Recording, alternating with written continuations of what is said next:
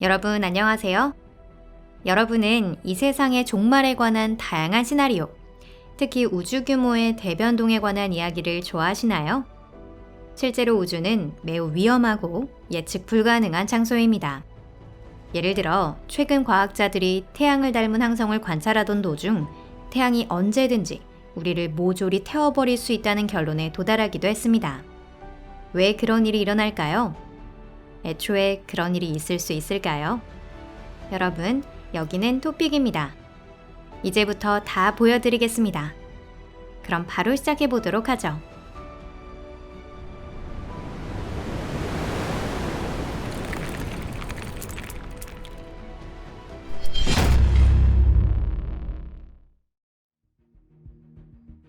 태양과 꼭 닮은 별과 그 플레이어. 은하에 있는 여러 종류의 별들 중에는 태양과 아주 비슷한 별들이 존재합니다. 그런 별은 지구와 한없이 가까운 조건의 행성을 가질 수 있기 때문에 과학자들이 가장 큰 관심을 기울이고 있는 것으로 보이는데요. 그렇다고는 해도 가설상의 지적 생명체나 단순한 지구 외 생명체를 거론하겠다는 것은 아닙니다. 이러한 별들은 갓 태어난 순간부터 일생을 맞춰가는 것까지 그 연령이 다양합니다. 그런 별들과 그 주위를 공전하는 행성을 조사하여 지구의 과거와 수십억 년 후의 미래에 대해 많은 정보를 얻을 수 있었습니다. 이번 이야기는 용자리 EK성, EK 드라코니스라는 별에서부터 시작해 보도록 하겠습니다. 지구에서 111년 광년거리에 있는 이 행성은 과학자들이 그 데이터의 대부분을 근본적으로 재검토했다는 점에서 다른 천체들과는 결이 다른데요. 당초 이 별의 스펙트럼명은 F8, 나이는 대략 80억 년이라고 되어 있었지만 이후에 G1.55형의 항성이라는 것이 판명되었습니다. 즉, G25형의 태양과 아주 비슷한 별이라는 것을 알게 된 거죠. 연령도 틀렸던 것으로 밝혀졌는데요. 사실 용자리 EK성은 이 스펙트럼명치고는 아주 젊은 별로서 빛을 발한 지 아직 1억 년도 지나지 않았습니다. 용자리 EK성에 대한 데이터를 정밀 조사한 결과 우리가 보고 있는 건 젊은 시절 태양의 거의 정확한 복사본으로 아기 시절 사진에 가까운 것으로 나타났습니다. 태어난 지 얼마 안 된 행성을 캐치한다는 건 실로 행운이죠. 그렇기 때문에 이전보다 더 세심한 관측이 이루어졌습니다. 관측 과정에서 돌연 기록한 것, 그것은 천체 관측에 인생을 바친 사람들마저 놀라게 했는데요. 그건 바로 플레어였습니다. 보다 정확하게 말하면 항성의 코로나에서 물질이 방출되고 있었던 건데요. 이 같은 코로나 방출은 태양에서도 여러 번 관측되었습니다. 하지만 전문가를 놀라게 한 것은 용자리 EK성에서 일어난 플레어의 위력인데요.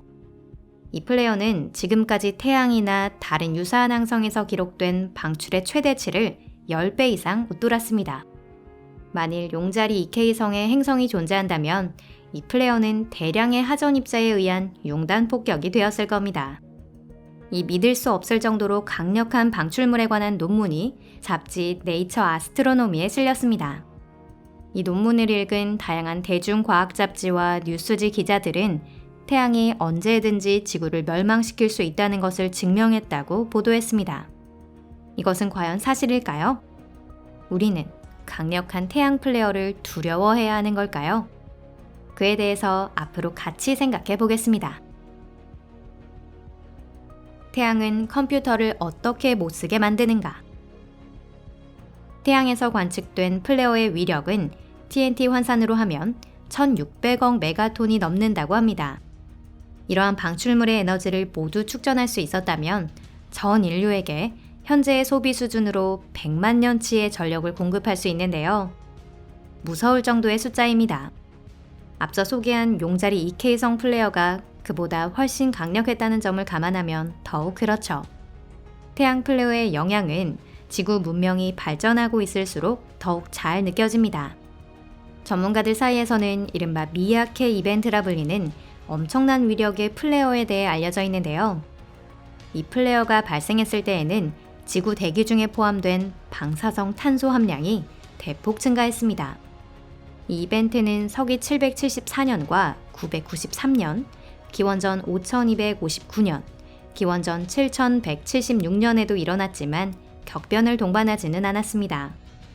사람들이 알아차린 가장 큰 변화라고 하면 일반적으로 발생하지 않는 위도에서 선명한 오로라를 볼 수 있었다는 것 정도였죠. 1921년 5월 13일, 태양 폭풍으로 인해 전신국 화재가 잇따라 일어났습니다. 지구의 자기장이 크게 변동하며 송전선에 강력한 유도 전류가 발생한 건데요. 이 태양 폭풍에 의해 철도도 멈추었고 적도 부근에서도 오로라가 관측되었습니다. 1989년 3월 13일, 강력한 태양 플레어가 발생하여 캐나다 퀘벡주에서 정전이 일어났습니다. 특히 고위도 지역에서는 무선 통신에 지장을 초래하기도 했고요. 그리고 2003년 10월에는 드디어 할로윈 이벤트라 불리는 태양 플레어가 발생했습니다. 플레어는 지구를 스치기만 하고 대부분이 지구 옆을 통과했는데 그 정도라도 몇몇 통신위성의 기능을 정지시키기엔 충분했습니다. 그날 전화도 연결이 안 되고 이유도 알지 못한 사람이 많았을 겁니다. 이들 태양 플레어는 모두 미야케 이벤트에 비하면 몇 분의 1 정도의 위력밖에 되지 않았습니다. 만약 먼 옛날의 방출과 비슷한 일이 현대에도 일어났다면 아마도 지역에 따라 정전만으로는 끝나지 않았을 겁니다. 인공위성이 모두 정지해버리면 이동통신의 기능이 완전히 멈춰버릴지도 모르고요. 인터넷에도 영향을 미칠 겁니다. 1921년처럼 광범위한 화재가 발생할 것이고 지난 100년 동안 송전수는 몇 배로 늘어났기 때문에 규모는 훨씬 더 커질 겁니다. 심장 혈관계, 신경계, 정신계 등 온갖 질환의 악화가 다수 기록될 것이고요. 세상에 완전한 끝이 오는 것은 아니지만 인류는 큰 고통을 겪게 될 것입니다. 우리는 태양에 달궈지는가? 앞서 말씀드렸듯이 용자리 2K성 플레어는 같은 별의 플레어에 비해 훨씬 강력했습니다. 그렇다면 스펙트럼형이나 그 밖의 특징이 거의 일치하는 태양에서도 같은 일이 일어날 수 있을까요? 실제로 그럴 가능성은 낮습니다. 과학자들이 태양을 닮은 젊은 별들을 살펴보니 이런 강력한 코로나 방출이 자주 일어나고 있다는 결론에 도달했는데요. 하지만 별이 나이가 들수록 방출 빈도는 낮아집니다. 우리의 태양은 중년의 나이를 맞이한 비교적 온화하고 안전한 별입니다. 과거에는 용자리 2K성과 같은 행동을 해왔을 가능성은 있지만 만약 그때의 방출물이 지구 전체의 생물을 멸망시키는 것이었다면 우리는 지금 이 영상을 만들 수 없었을 겁니다. 이것으로 오늘 영상은 여기까지입니다. 여러분 끝까지 시청해주셔서 감사합니다. 이 영상이 마음에 드셨다면 좋겠습니다. 이런 플레어가 앞으로 일어난다고 하더라도 앞서 말씀드린 것과 같은 화재나 통신 차단, 컨디션 불량 등으로 가볍게 끝날 수도 있습니다. 어쩌면 아름다운 오로라를 구경할 수도 있겠죠. 실제로 우리는 자기장의 보호를 받고 있고 하전 입자에 습격당해도 자기장이 거의 튕겨내주기 때문입니다. 그러니 어쩌면 언론인들의 예측이 너무 앞서간 것일지도 모릅니다. 채널 구독 버튼과 좋아요도 꼭 눌러주세요. 그리고 이 영상을 SNS로 공유해주시고 댓글창에 소감을 적어주시는 것도 잊지 마세요.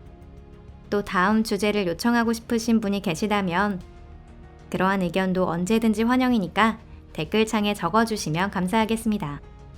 그럼 잠시 동안 작별이에요. 다음 영상에서 뵙겠습니다. 안녕히 계세요.